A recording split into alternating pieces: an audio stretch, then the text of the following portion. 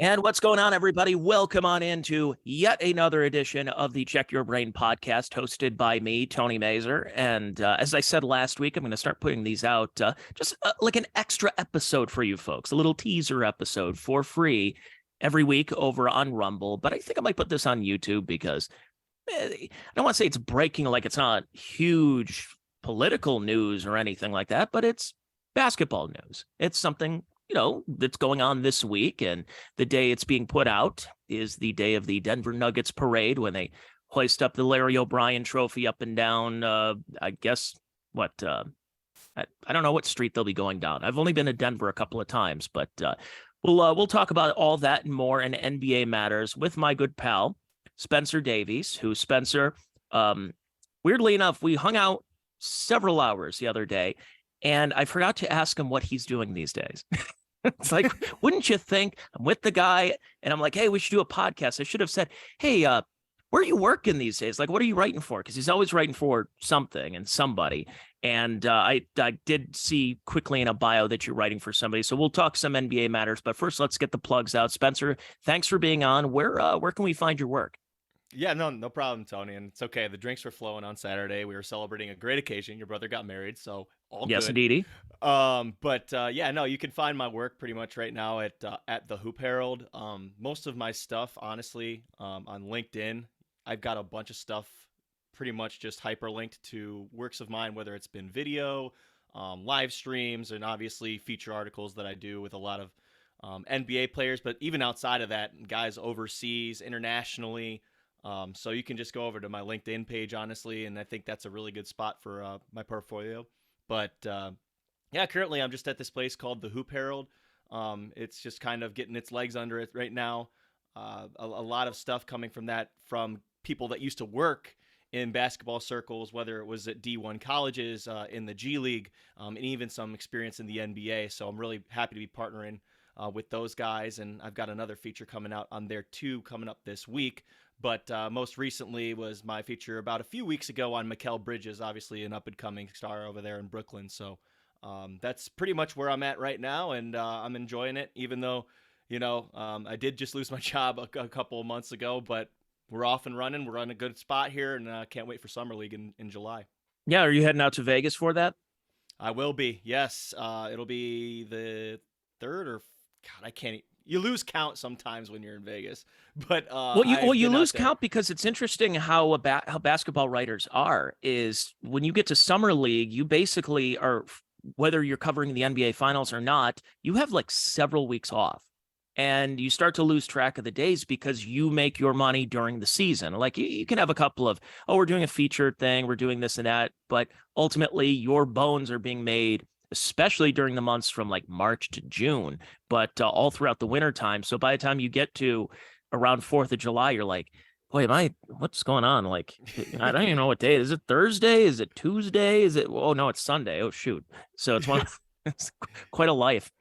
You ain't wrong about that. And I will actually push back against that because we do have the NBA offseason that happens in July. So, by July 1st, you got to shape up. Right, exactly. So you do have that like little tiny grace period. I'd say the dead months are more probably towards like the end of July and heading into August before training camp starts, obviously in September.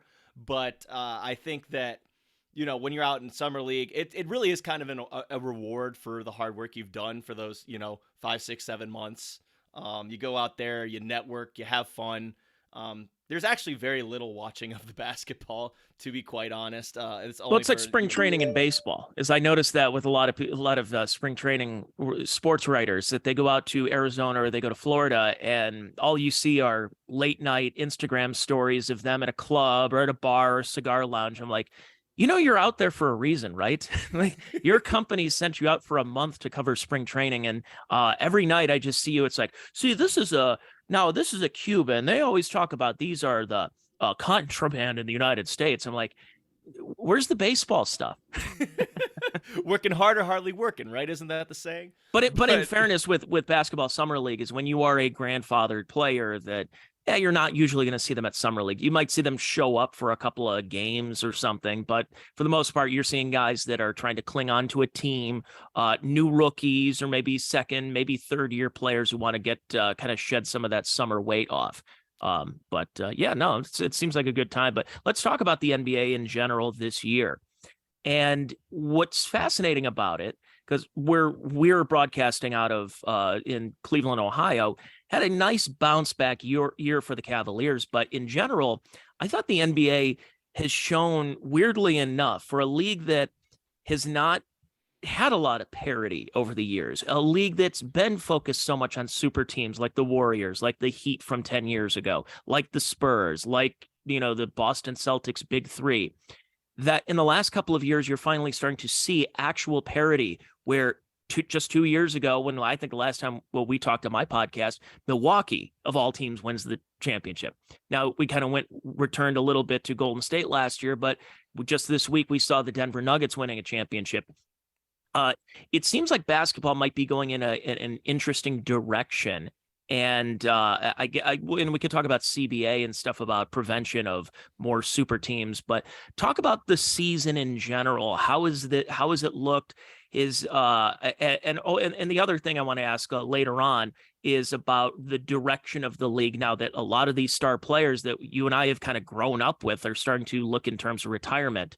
How is the 2021, the 2022-2023 season looked for you? Well, you hit the nail on the head. I think that there were just a lot of teams that were competing. I mean, I remember on my podcast, Keeping It 94 with Brian Fritz, before we were obviously gone from basketball news. We talked about it every single week. We're like, everybody's like 500. There's like 2 games separating first place and 5th place, and then from 5th place to 14th place there was a separation of like 3.5 games, and it felt like that was the case throughout probably February, and then you started to see teams make a little bit more room between themselves. I think, I did an article on this, Tony. I asked some coaches about it. I asked Taylor Jenkins of the Memphis Grizzlies. I asked Eric Spoelstra of the Miami Heat. And I asked Billy Donovan of the Chicago Bulls. And obviously JB Bickerstaff here in Cleveland. I was just like, is there a reason that over the last few years there's been a little bit more competition? And there were multiple answers. Some of them said that some of the injuries that spanned from the years that the shortened season from the pandemic had a lot to do with it, too, just because of the soft tissue injuries and whatnot. So that made some teams a little bit more easier to compete because it was their health that helped them to get through, right? Some other answers came from was the play-in tournament that's been instated for the last 3 years, that has given teams incentive to not go the other direction if they're closer to 500, whereas in past years that we've seen teams say, okay, let's play these guys on 10-day contracts, and the guys that are 12 to 15 on the bench, you're seeing a lot more of the, okay, let's go for it. We need this experience anyway. Let's see what happens. I'm looking at teams like, the Thunder, the Pelicans, very similarly in that regard. But yeah, no, you're not wrong. There's been more of a fire. There's been more of a reason to make the regular season matter. And if you want to go that far too, Tony, I hear a lot of arguments about the regular season. How can we make it stand out more? How can we make it so that, more meaningful? Yeah, exactly. But did you see what the Denver Nuggets path was? And this is not taking anything away from Denver, because I hate that kind of discourse myself. But they played an 8-seeded Minnesota Timberwolves team that won a play-in tournament. They played the Phoenix Suns in the second round, who had just gotten their team together because of the Kevin Durant trade less than a month and a half ago. And then they played the Lakers, who everybody thought was the best thing since sliced bread because of a trade deadline move. And that was their path, right? So they played an 8, they played a 5, and they played a 7. Okay? Mm-hmm. That means the regular season meant something to the Nuggets to get the top overall seed, get home court advantage, and it mattered. So it was something for them, right? Yeah, well, and also when I'm looking at the NBA standings, and one of my big criticisms I've had about the NBA for the last, 20 years has been the weaknesses of the two conferences. And traditionally, the Eastern Conference has always been very weak. It's been usually one or two, maybe three teams, and everybody else. And for a long time, when we were still doing the straight, one plays eight, and there weren't playing tournaments, that you would see that number one seed who had 60 wins is facing a team that had 35 wins and is way under 500, did not deserve to be in the playoff, but is there just kind of out of necessity. And for the first time in that time, probably since the Jordan days, that the Eastern Conference overall, statistically, and maybe not, I don't know about statistically, but record-wise, was better than the Western Conference. I can't think of a time in recent memory that's ever happened. It's usually that eighth seed in the West has always kind of been a dogfight, whereas the eighth seed in the East has always been, all right, who's the sacrificial lamb that's going to lose to Miami, that's going to lose to Cleveland, it's going to lose to Boston. And it's for the first time, I haven't seen the NBA like this.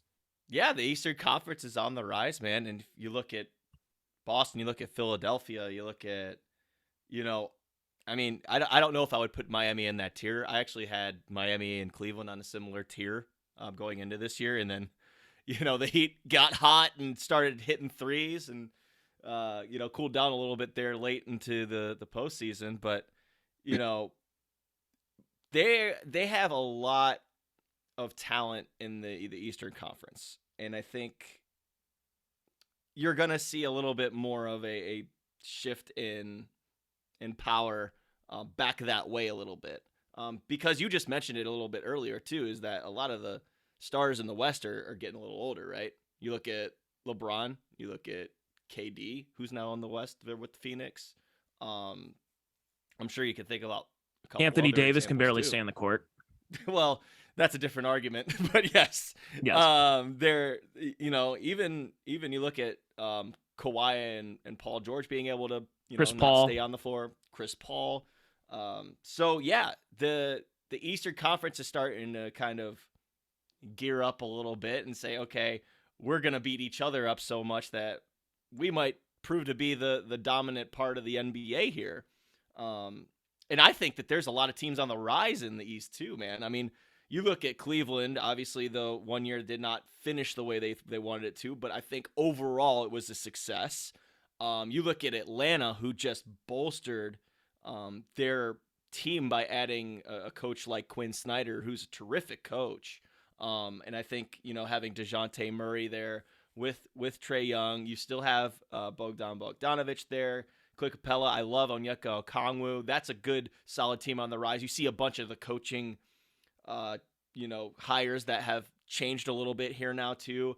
I'm looking out for Detroit with Monty Williams there. It's going to be a little bit more of a long-term project, but I love where they're going. So you have, on different tiers, you have a lot of teams in the East that are looking to compete in a really solid way. Whereas the West, you have a lot of young teams that can be there in 4 or 5 years, and then you have those at the top like Denver. Denver could be running it, I'll say, but it depends on the the kind of where the organizations are in their process, I guess. I have to ask about the coaching here in just a second, but as far as the conferences go, I've asked people this before, why traditionally was the East worse than the West? And the best argument that I had heard was geographic. Was Eastern Conference teams are usually in more cold weather teams and in cold weather cities. And then the Western Conference is usually in more warmer weather places. So you have in the East, you have Toronto, you have Boston, you have Cleveland, you have Philadelphia, Chicago, these are cold weather places. Yet in the West, you have the two LA teams, you have Phoenix, you have San Antonio, you have Dallas, and it kind of is a little bit more tropical. Whereas if you go to the East, of course, people would want to play in Miami for a little bit. And of course, you'd want to play in, some warmer weather. But think about the Eastern Conference. There's not a lot of warm weather Eastern Conference teams. I guess you can consider Atlanta sometimes, except for those couple of Orlando. weeks, and yeah, Orlando. But even Orlando is just it's a weird place where they've had two runs. Orlando's had two runs in their entire time, and yet it always just seems like a black hole down there at the Amway Center. So that's what I was always wondering about how the conferences differed, and a lot of it was because of the geographic location of these teams. But it is nice to see a little bit of that parity where guys are don't mind playing in the cold. Okay, yeah, you're going to have to drive through some snow to get to games, but it's not like you're living destitute. You're living in a nice house in a nice suburb outside those cold weather cities. So it's okay, it's not Miami Beach. Okay, it's not Malibu, but it's not bad either. I think you're seeing some players too start to really value winning. At least with the newer generation, they don't really care too much about the destination cities the way that maybe some of the stars in the past would have. Um, Certainly not presented that way by a lot of the networks and a lot of the you know pundits that cover the sport. They still try to really go for those destination cities that the New Yorks, the LAs. But So I feel like TNT can do some B-roll where they're going down Key Biscayne in Miami, just outside of Miami Beach, and you're like, oh, you're looking live outside of whatever Miami Heat's arena is, and they show palm trees, and you're like, yeah, that's a little different than being in Milwaukee when you show the Pabst Brewery filled with 3 feet of snow. and there's some validity to it, but I really do think that players do value that winning and value wanting to be places. There is more, power. There is more ability for players to kind of have a say in where they want to go, which I don't necessarily think is that bad of a thing. Um, but I also think that mentality wise, we're starting to see guys like really appreciate winning environments and really understanding that it's the grass is not always greener on the other side sometimes. So I recall about, man, 15 years ago when you were starting to see the newer crop of the NBA players, the Carmelo Anthonys, the LeBron James, the Dwayne Wades enter the league. And as they were getting, I don't want to say grandfathered because they weren't in the league that long, but you were seeing a lot of, I guess, some respect and some disrespect towards coaches who played the game and others who didn't play the game, kind of worked their way through the ranks like a Eric Spoelstra type. Where at the beginning, because people kind of forget when Eric Spoelstra was there, and the first couple of years, and then by the time the big three go to Miami, there was a lot of pressure on Eric Spoelstra that he was going to get kicked out, and Pat Riley was going to say, "All right, screw this, I'm taking over right now." But I've noticed a coaching difference in the last few years where it's retread after retread after retread, where you're not getting what I would think in like what you see in Major League Baseball, the young up and coming coach who's may have just played and learned analytics and everything. You're now seeing the Mike D'Antoni, here's this guy, here's that, here's Nate McMillan gets another job. And it just seems like teams they'll fire their coach, and then 3 days later, another team picks them up, as opposed to why not try something new? Like Frank Vogel, oh, he gets fired. 2 days later, he's hired by somebody else. It just seems like everybody's continuing to go back to the well. You mentioned Monty Williams. Monty Williams, I think, has coached half the teams in the league.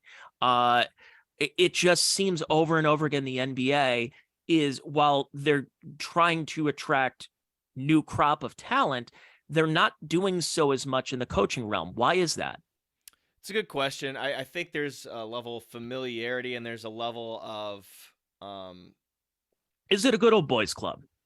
that's a really good way. I Because you think see that in the NFL too, where you'll you have do. a guy who's You a do. head coach, he gets fired, and then immediately he's now an offensive coordinator, and then he works his way back into being a head coach, and it's over. So you look at their Wikipedia page, and they always have a job. But it just seems that in the NBA, these guys just continue cycling from one team to another, and there's really not much of a break. And I mean you can add Steve Clifford to that list, who's coached the Hornets twice. I see what you mean, but I also do see an up and coming group, right? You have Jamal Mosley in Orlando.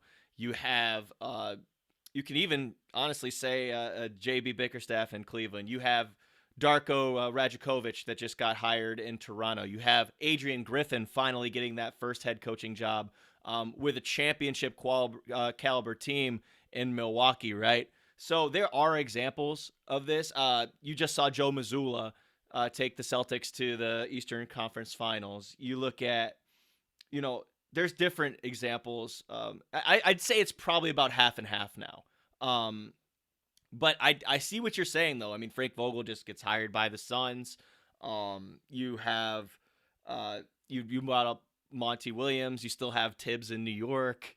You still When Mike Budenholzer, when he got let go by the Milwaukee Bucks, everyone's like, "Oh, let's go after him." And you're like, "Why? Why not? How about give the guy a year off? And how about you develop talent inside your organization?" Like, I would think that if you have some kind of quality control coach or some kind of offensive coach, and you see how well the offense clicks, why not try to promote from within as opposed to always continually going back to the well? Yeah, and I think a lot of teams see that too. I mean, Nick Nurse is over in Philly. I mean, I personally think that's going to work out really well, but there, I'd say it's probably about down the line half and half right now with that, because, and I will say this too, and I'm not the biggest fan of this, but I mean, in the current NBA society, a coaching leash right now is about 2 to 3 years. And if you don't see significant progress, then you could see someone go out the door. I think it takes a little longer, especially if you're not in one of those big markets, to put together a good, this is a buzzword, but culture, to put together a healthy environment, have enough time to go through the ups and downs and come out on the other end. I mean, hell, look at the Nuggets, man. How long's Michael Malone been there? How long's that core been together with Jamal Murray and Nikola Jokic heading that thing up? I mean, those have been the two guys to run the thing for, I don't know, 7 years now. Well, and I also think, though, it's a delicate balance, because you need to tell your fan base that we are committed to winning, but I think it's a weird business model to tell them, look, we're going to suck for the better part of a decade, but stay with us in 10 years. What if someone's like, well, I don't have 10 years? When Philadelphia started doing what Sam Hinkie about, hey, we're going to trust the process, process. We're going and telling the fans, hey, look, we're going to be terrible. So go to games, please support us, buy old Iverson gear and Charles Barkley gear, but we will be bad. You will see bad basketball, but I guarantee you in a number of years, it's going to be great. Well, not everybody has that kind of time, and not everybody has that kind of patience that you're going to want to pull the plug eventually. Now, how'd the process work out a decade later? Philly is been in the playoffs. They've been good, but they haven't been the dynasty that they put it out 10 years ago that, hey, if you continue trusting this process, we're going to be hanging banners left and right. Okay, maybe you're hanging a divisional championship banner, but it's not an NBA championship. It's not a Larry O'Brien trophy. So it's a tough sell to a franchise, especially when you're in a big market. I think small markets can maybe get away with it a little more. I'm not saying Denver's a small market, but certainly Milwaukee is. But for Philadelphia, for New York to tell people, look, hey, guys, we're going to be terrible. Yeah, I think the only thing that's good for is if somebody's a visitor from out of town and wants to go check out a game at Madison Square Garden and say, all right, hey, tickets are it's like $14. I could sit at MSG. That'd be great. That's about it. Yeah, I agree with that. But at the same time, I feel like fans don't understand that there are levels to good. You know, like the Nuggets had 6 straight winning seasons. This is the first year they had something to show for it other than when they were in the bubble, right? So, like, do you jump ship with a guy because they're a second-tier team? Like, I don't think that that's the right mindset.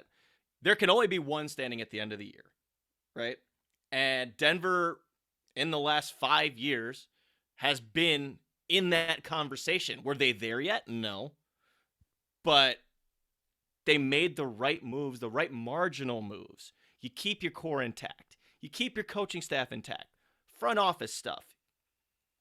I mean, Calvin Booth obviously took over a couple of years ago, and Connolly's over in Minnesota now, and maybe that was a big change they needed to make. But for me, at least, just looking at the team, stylistically, it's pretty much the same damn team. They changed the little pieces of parts around it, and then it worked.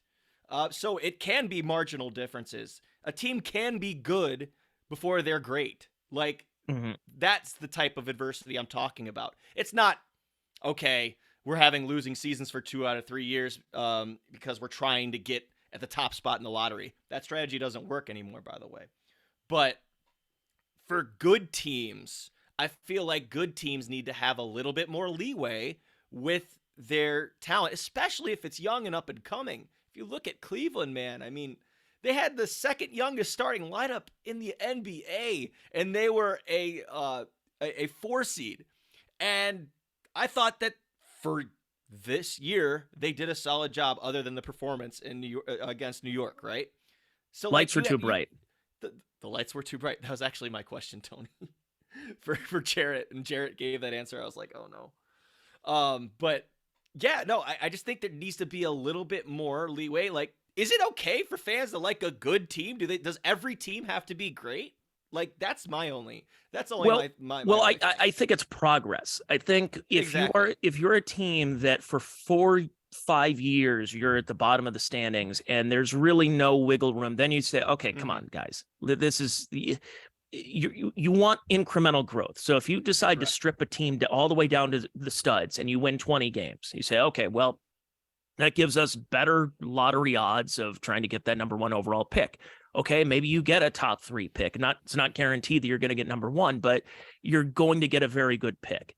And maybe that 20 turns into 25 to 30. And then you say, okay, by year 3, you want to make the jump from 30 to 40. That's, I think, what's a good sign to try to turn things around. But if you're hovering around 25 and then telling fans, hey, guys, stick with us, it's going to be great. I'm telling you, we have a brand new arena. That's great.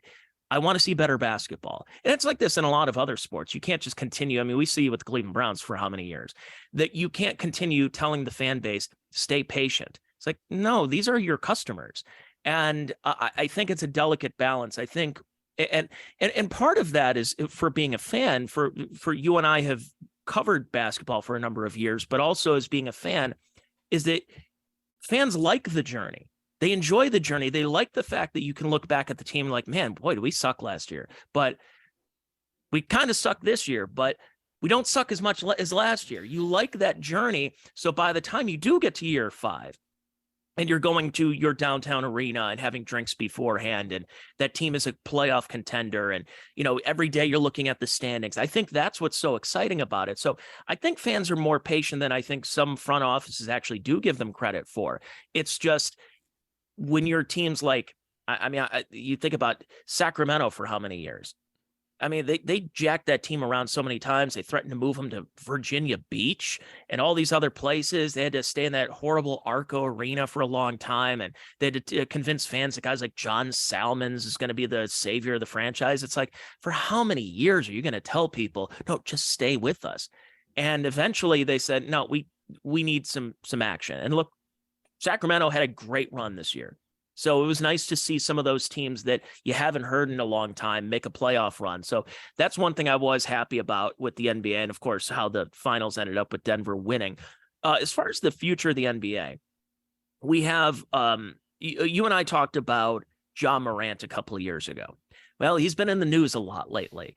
And you were telling me about Ja Morant, that this guy's going to be like a top 5 player in basketball, that he has the talent, he can shoot, he can jump out of the gym, he can block shots into the 5th row, everything like that. Well, now he's looking at a pretty lengthy suspension right now. Who would you say are your top 5 players that I'm going to say top 5 players under 30, because we can mention LeBron, we can mention Kevin Durant, you can mention Steph Curry all we want, but eventually that torch is going to get passed in the next couple of years here. Who would you say are your top 5 players under 30 right now?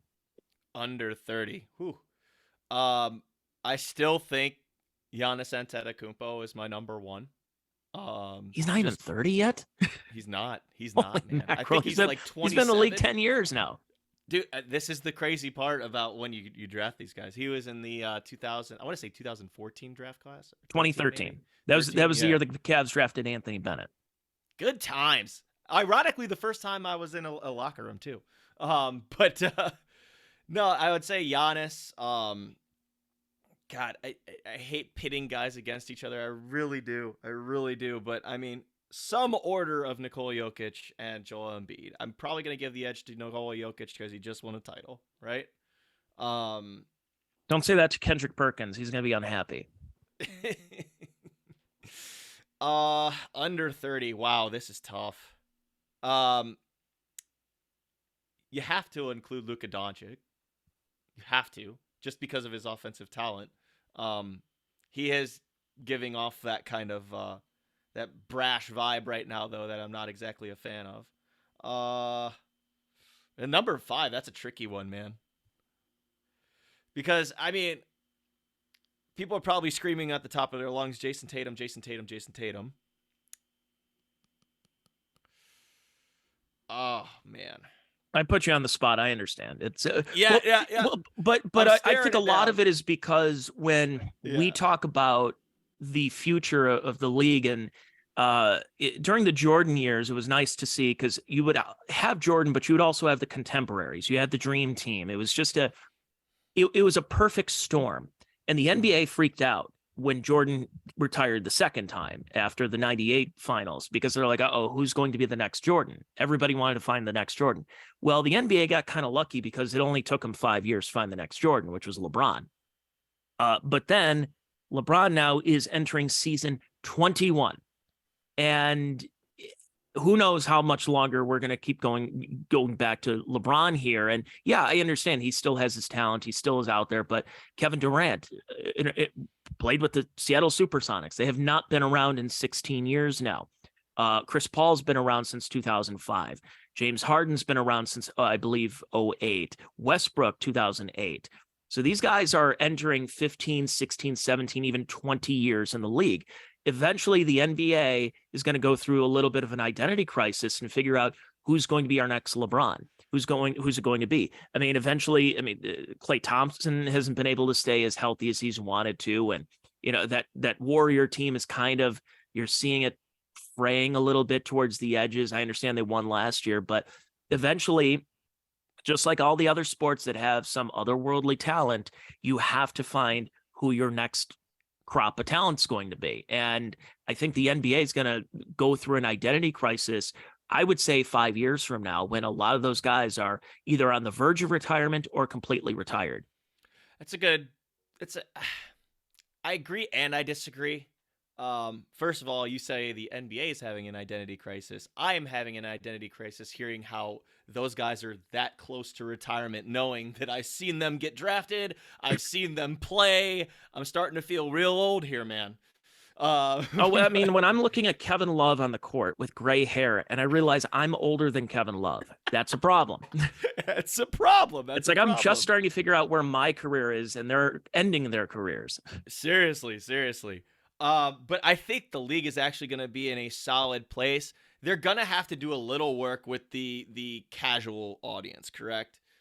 Because everybody knows who LeBron James is, right? Everybody knows who Stephen Curry is, Kevin Durant, the like. I think talent-wise and personality-wise, they're going to be okay. Starting with talent-wise, I think the league is in a better place than it's ever been as far as international talent goes, right? So it's going to be a global game. You're going to have people from France coming in. I mean, shoot, how crazy is it that they're already promoting Victor Wembanyama like he's already in the NBA? They have him, his games streaming on NBA app. They have his games all over Twitter, all over Facebook, Instagram. Everybody knows who Wemby is at this point. Wemby has that type of star draw because he's a 7'6" guy who can move like a point guard, shoot step back threes, and block shots from like the middle of the floor. You have, a ton of outreach too from guys that come over from Australia, guys that are coming from Africa, the Basketball Africa League. You have guys coming over from all sorts of different places. Even the G League is as stacked as it's been. Those aren't the guys that are going to sell tickets. I understand this. But the talent itself, I think they're going to be in a fine place. It's the selling who the next face of the league stuff that you're talking about is going to be the thing that really separates it. But the way that they're promoting Wemby, just going back to that, I feel like they're already banking on that guy being the face of the league. And hopefully he can stay healthy, because he does look like one crazy hell of a prospect, and there's a lot of pressure being put on him, and he's only 18, 19 years old.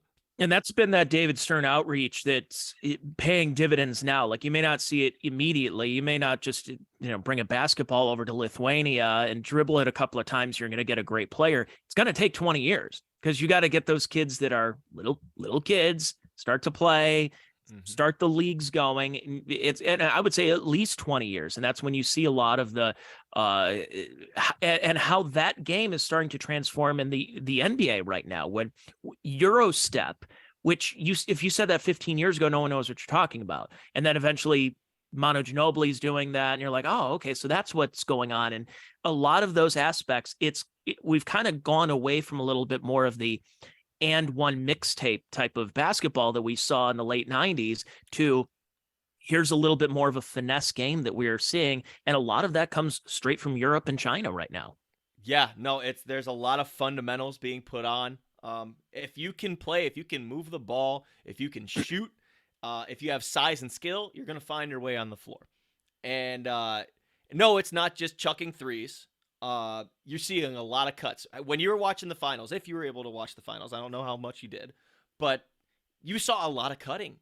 When Michael Porter didn't get his 3-point shot to fall, what did he do? He was cutting to the basket. It's motion offense, yeah. Yeah, exactly. You see dribble handoffs with Nikola Jokic and Jamal Murray, and they're running the high pick and roll. Are they doing these crazy, like, in between the leg moves and stuff like that? Probably wasn't the series for you for that. But there's a lot of emphasis on the pace and the space, and the game has gotten a lot faster. But there is still room for, if I have a mismatch on you, I'm just going to back you down and take you inside. Look what Aaron Gordon did that entire series against the smaller Miami Heat team. Nikola Jokic still has that ability to back down and use his little hook shot, flip shot. So that there are pieces and parts of the old game that are still in there. It's just a little bit faster, and you have to process a lot quicker because these guys are smart. The basketball IQ, because of the amount of basketball that these guys are playing from when they're 8 years old and on, is crazy. It's insane how different grassroots has got. I'll give you an example. I mean, my little brother Cade's been playing since he was like 7, and it's the only sport he plays, and he plays it pretty much year round. This is a lot of these young talents coming into the high school ranks, coming into the college ranks, and then moving on into the NBA if you're good enough, of course. So they eat, sleep, and breathe. And there's a lot of high IQ guys coming in, and it's not just from here. It's from all around France. It's from, Germany, wherever. So that, I think, has made the game a little bit more. You have to have the mindset, and you have to have the knowledge that you are one of 5 on the floor. You can't just be athletic and overcompensate by your Correct. Athleticism. Like, you can't be I'm going to use absolutely a reference that you and I and maybe 5 other people would know about is a Christian Iyengar. You're not going to get a guy who can jump out of the gym. It's like, okay, but can he shoot? No. Can he play defense? No, not really. Can he set a pick and roll? No, not really. Can he do this? Can he do that? No, but he's very athletic. We're past that point in the league now. That the days of the goon, the power forward who's just going to come in the game and body up the aforementioned Kendrick Perkins, the Scott Pollards, the some of those guys that are going to go into the game just to get 5-6 fouls and not score any points, get any rebounds. It's like, no, things have changed a lot. Your point guards are in the slam dunk contest and your centers are in the 3-point contest. You have to do more than just be a one-dimensional player in today's NBA. And I think that's for the betterment of the game. However, of course, gets me to my next point is the overemphasis on analytics. And this has been my criticism of all the sports. And I'm very consistent when I've said this. Use the tools that you have in front of you, but don't rely on it. And that's what I didn't like about what's happened in the NBA when the high reliance on high percentage shooting that, hey, if you take it 2 steps back, it's 1 extra point. And so you would say a 3-pointer on the baseline is still a higher percentage shot than a 2-pointer on the baseline just 2 feet in front, that based on how analytics go. So of course you're going to take the three. So what that does is it ends up taking away a lot of that mid-range game where it just becomes 3-pointers and dunks. And like you said, if you watched a lot of that series, Miami just chucked threes all over the place. And if you watch the Golden State game in the last decade, they chuck threes all over the place. It's a new game now. And yes, like you said, there is a lot of cutting and stuff, but boy, when I'm seeing teams setting records nightly for 3-pointers, my whole thing is defense, and it just doesn't seem like there's a ton of defense that's being played in the NBA. I'm not saying you go back to the days where you start bullying guys and they're having a lot more of the fouls. I forgot what it's called when you stick your foot out and they kind of land on your foot and they call that a foul. I know that's a term, but invasion of landing space. Yeah. It's one of those things where every time I look at an NBA game and every night it's triple digits every night. Like even bad teams are scoring 110 points. So like, is that just from threes or is it because the defense is nowhere close? And from when I've been watching, it's been a collection of both. Well, I'll respond like this. It's harder to play defense today than it ever has been. When they take away the hand checking, when they take away off ball ability to kind of grab guys and to kind of trail them when they're rolling around in the motion offense we were just talking about.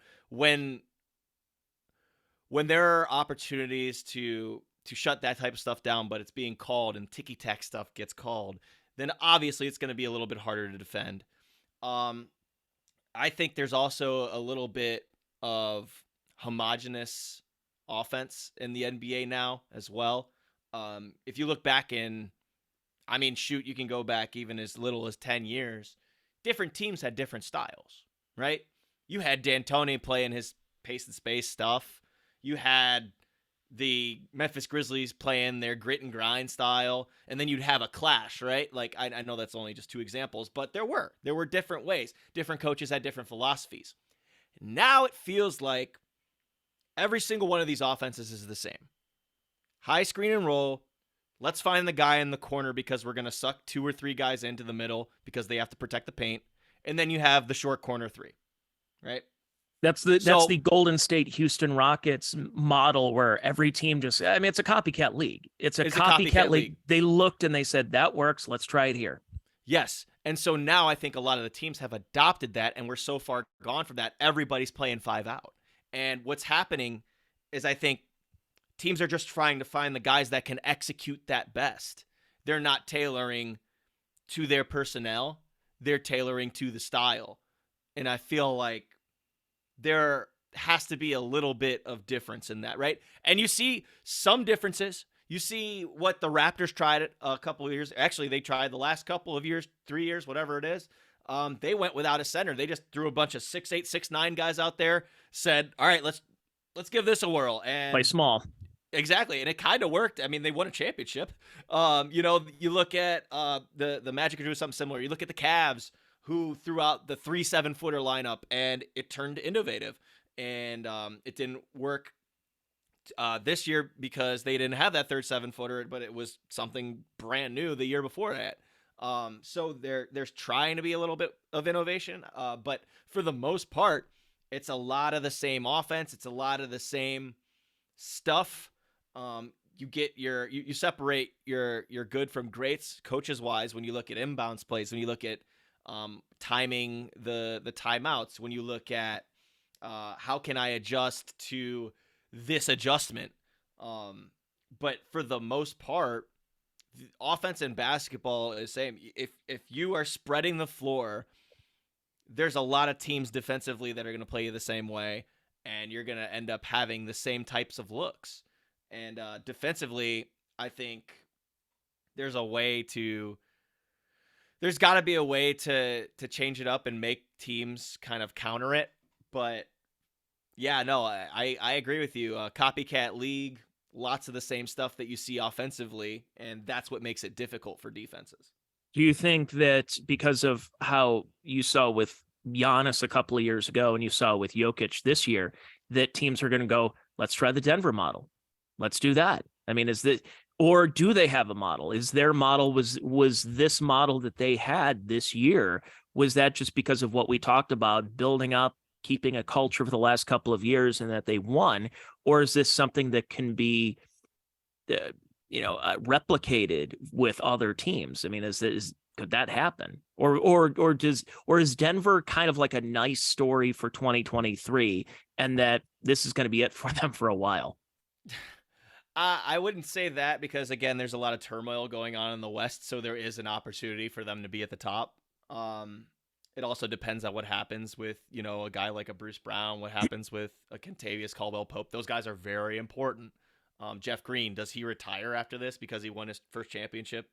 Like, there's those questions. But model-wise, if you look at what they did organically and building around the edges, building through the draft, not making splashy moves. I guess you could say the splashiest move they made was trading for Aaron Gordon last year, and it worked out in their favor, and he got some valuable experience, and it turned out to be huge in this finals. But when you're looking at what their basis was, it was Jamal Murray and Nikola Jokic. Nikola Jokic. Yeah. I don't know how many players can draw three to the middle in a zone and then you spray it out. I don't know if you can bank on that if you're another franchise. But if you're talking about how you built the team and not the particular player and the skill set, then yeah, I think a lot of teams can look at that and say, all right, maybe if we give this coach an extra year instead of letting him go in year 3. Maybe we let things play out because Jamal Murray, we thought he might have been damaged goods after he tore his ACL and didn't look the same the year after that. But then it took him 2 years to get back to what he was and even better than what he was before that injury. Then maybe, yeah, they look at that as a blueprint. So before we wrap this up and we'll get the plugs back out again, not giving a prediction for next year, but as far as you had mentioned teams like Detroit could be on the rise, that maybe Orlando's the Cavaliers or something. Yeah. But you also mentioned the turmoil. Like, is this the end of the road for the Lakers? Is this the end of the road for Golden State? Is Sacramento going to make the jump? Like, what would you say are some of these big storylines going into next year? I really got my eye on Memphis. I have no idea what's going to happen with Ja, depending on this suspension. I really like the talent they have in that building. Jaren Jackson Jr., Defensive Player of the Year. Desmond Bane, somebody that's on the rise, who's a great shooting guard.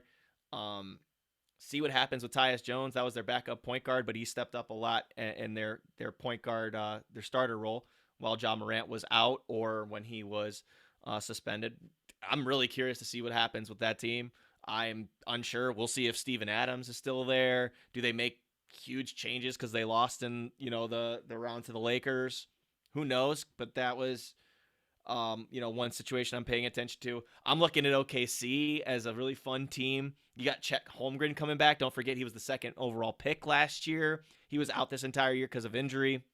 But OKC held its own this year, and Shai Gilgeous-Alexander had the best season of his career. And you still have a ton of talent on that team surrounding you. Look at Lou Dort, really amazing player on the defensive end. You look at Josh Giddey and his growth. They've got a lot of fun pieces, and they have a ton of draft capital if they want to say, oh, let's go out and get a vet or somebody that can push this team to the next, that next level. So those are the teams that I'm looking at in the West that could be really fun. In the East, I kind of already mentioned it. I really like what Atlanta's doing with Quinn Snyder.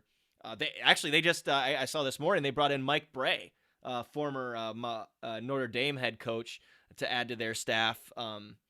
They have added a bunch of people to their coaching staff as well. So Quinn Snyder knows what he's doing. I think he can get to Trey. I think that DeJounte is a really solid piece. DeAndre Hunter, I mentioned Onyeka Okongwu earlier. See what happens with John Collins, who's been in trade rumors forever here.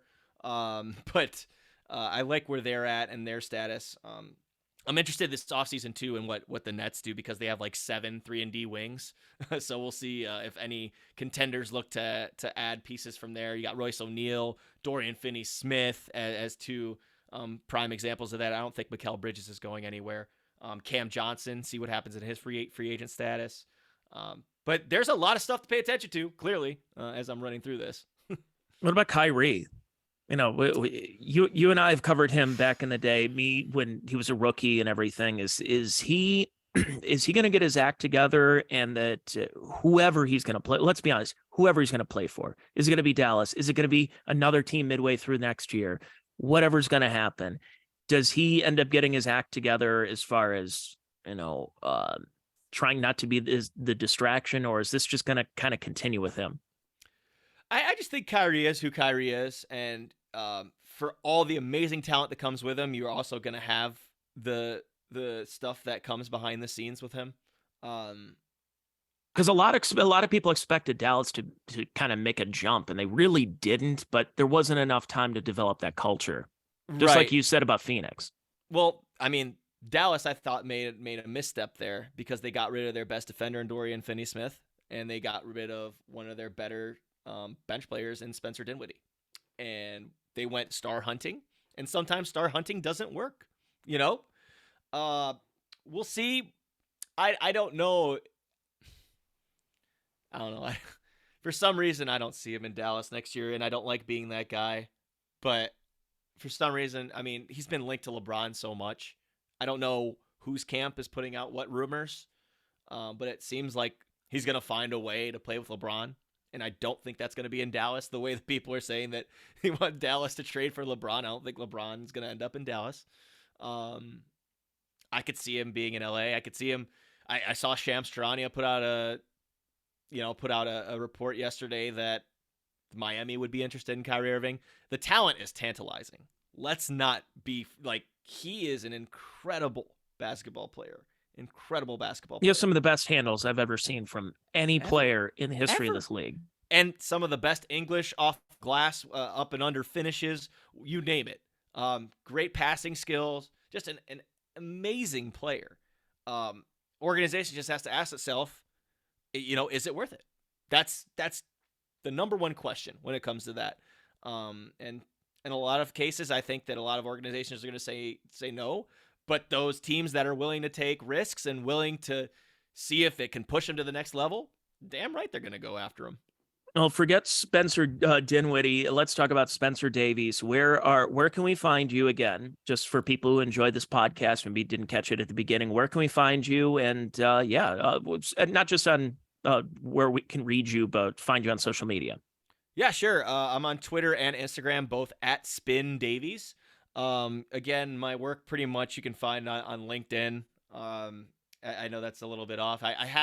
I have a portfolio online, but I haven't updated it since 2017. So you see a lot of, I got pictures on there with Trae Young, me interviewing Trae Young when he was at the NBA draft combine. So it was a little bit a ways away. But LinkedIn pretty much has all my work.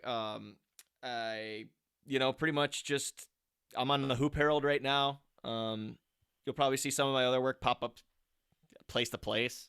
I have a professional Facebook page, but that's pretty much it, man. That's all I got, I think. And, we'll see what happens this offseason, and I'm excited for Summer League. Absolutely. Well, hey, Spencer, thanks for doing this podcast today. And thank you, folks, for listening and watching. This podcast goes out I have a Patreon at patreon.com/Tony Mazur. Then for free every Wednesday, wherever you get your podcasts. And then I'll throw in a free episode every so often like this one here on YouTube and Rumble. Thanks, everybody, for listening to and watching today's Check Your Brain podcast. I'll be back with you tomorrow if you're a Patreon supporter in my $10 tier. And then I'll be back with you all next week with much more content here on this podcast, this fine, hopefully someday award-winning podcast. Bye now.